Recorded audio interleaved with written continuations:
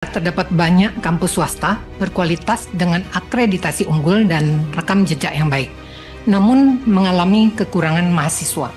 Hal ini terjadi karena salah satu perguruan tinggi negeri membuka penerimaan mahasiswa baru dalam jumlah yang sangat besar. Kesenjangan antara PTN dan PTS di 2025 makin nyata. PTN dibanjiri dengan pendaftar, sementara banyak PTS yang bahkan terakreditasi unggul masih kesulitan untuk mencari mahasiswa baru. Ada satu fenomena menarik sekaligus mengkhawatirkan. Di Surabaya, berdiri banyak kampus swasta dengan segudang prestasi. Akreditasi mereka unggul, dosen-dosen mereka berpengalaman, dan kiprahnya tak bisa dianggap enteng. Tapi, satu demi satu mulai kekurangan mahasiswa. Bukan karena kualitas mereka buruk, tapi karena di kota yang sama, sebuah perguruan tinggi negeri membuka pintu selebar-lebarnya, menerima lebih dari 30.000 mahasiswa baru hanya dalam 1 tahun ajaran. Angka yang luar biasa besar, bahkan untuk ukuran universitas negeri sekalipun. Pertanyaannya, saat satu kampus tumbuh terlalu besar, bagaimana nasib yang lain? Saat satu institusi diberi ruang nyaris tanpa batas, kampus-kampus kecil ini hanya bisa berjuang dengan sisa daya. Ini bukan sekedar soal jumlah mahasiswa. Ini tentang ketimpangan yang terus melebar, tentang sistem yang pelan-pelan menggerus yang kecil demi yang besar. Lalu, mengapa kampus swasta bisa mengalami kekurangan mahasiswa, padahal akreditasi dan mutu akademiknya tidak kalah bersaing? Dan seperti apa dampaknya jika kondisi ini terus berlangsung? Daripada berspekulasi, mari kita masak faktanya sampai matang di dapur perguruan tinggi.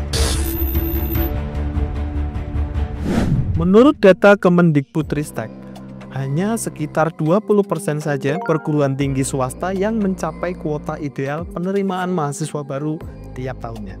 Sementara lebih dari 60% PTS mengalami penurunan yang signifikan. Bahkan beberapa terpaksa tidak membuka kelas karena jumlah pendaftar tidak mencukupi. Mengapa ini terjadi? Sebenarnya tidak sulit untuk menebak.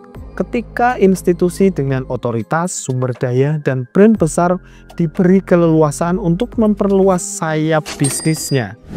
Maksud saya pendidikan, maka siapa yang akan sanggup bersaing?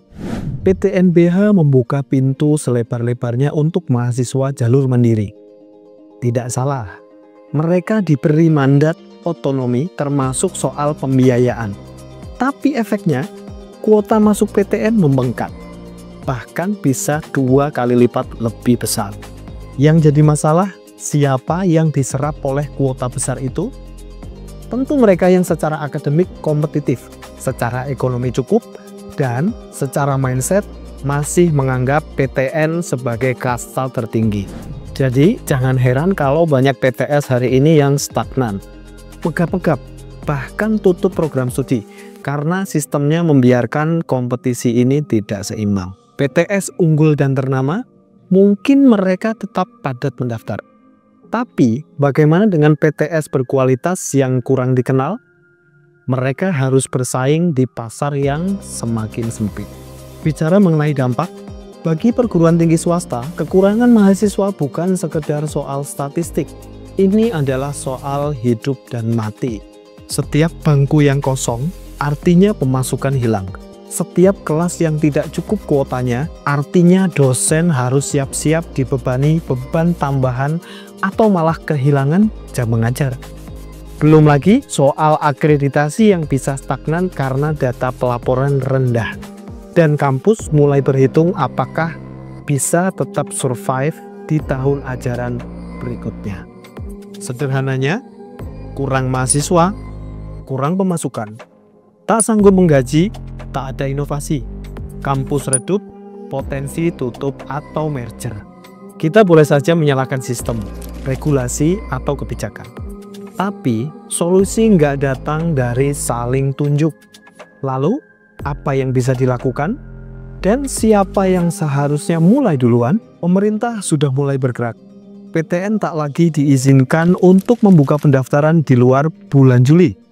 Sebuah langkah maju? Mungkin. Karena pada kenyataannya, jumlah mahasiswa tak serta-merta terbagi adil hanya karena tanggal pendaftaran diatur. PTS tetap harus bergerak, tidak boleh bergantung pada kebijakan dan regulasi. Apa strategi yang sudah kampus Anda siapkan untuk menghadapi ini semua?